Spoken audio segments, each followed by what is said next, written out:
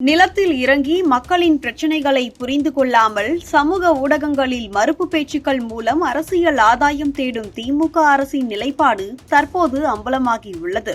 எதிர்க்கட்சித் தலைவர் எடப்பாடி பழனிசாமி சமீபத்தில் டெல்டா மாவட்டங்களுக்கு சென்று மழையால் நெற்பயிர்கள் பாதிக்கப்பட்ட விவசாயிகளை நேரில் சந்தித்து ஆறுதல் கூறிய போது பலர் தங்களின் நிலங்களில் ஏற்பட்ட நஷ்டங்களை பற்றி மனம் திறந்து கூறினர்.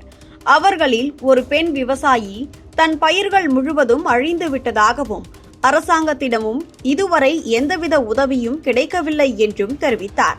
இந்த சம்பவம் சமூக வலைதளங்களில் பரவியதும் மக்கள் மத்தியில் பெரும் கவனம் பெற்றது. அதனைத் தொடர்ந்து துணை முதலமைச்சர் உதயநிதி ஸ்டாலின் அந்த பெண் விவசாயி உண்மையில் பாதிக்கப்படவில்லை என்று வீடியோவில் கூறியுள்ளார்.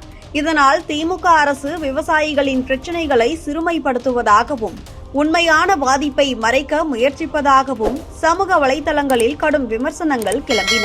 இந்நிலையில் அந்த பெண் விவசாயி தானே முன்வந்து தன் நிலத்தின் நஷ்டங்களை நிரூபிக்கும் ஆதாரங்களுடன் வீடியோ ஒன்றை வெளியிட்டார். அதில் வயல் முழுவதும் நீர் புகுந்திருப்பது, பயிர்கள் அழிந்து இருப்பது தெளிவாக காணப்பட்டது. இதன் மூலம் அவர் கூறியவை அனைத்தும் உண்மை என்று உறுதிப்படுத்தப்பட்டது. இதனால் திமுக அமைச்சர்களின் பேச்சு தவறாக நிரூபிக்கப்பட்டது.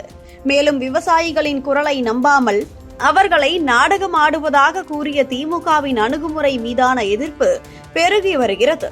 மக்கள் மத்தியில் தற்போது திமுக அரசு நிலத்தில் சென்று மக்களின் உண்மையான பிரச்சினைகளை கேட்பதற்கு பதிலாக சமூக வலைதளங்களில் மறுப்பு பேச்சுக்கள் மூலம் அரசியல் ஆதாயம் தேடுகிறது என்ற குற்றச்சாட்டுகள் வலுவாக முன்வைக்கப்படுகின்றன.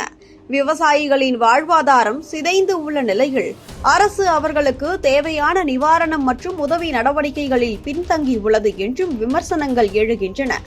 இந்த சம்பவம் திமுக அரசின் செயல்பாடுகள் மற்றும் அதன் மக்களுக்கான உணர்வின்மை குறித்து புதிய விவாதங்களை தூண்டியுள்ளது.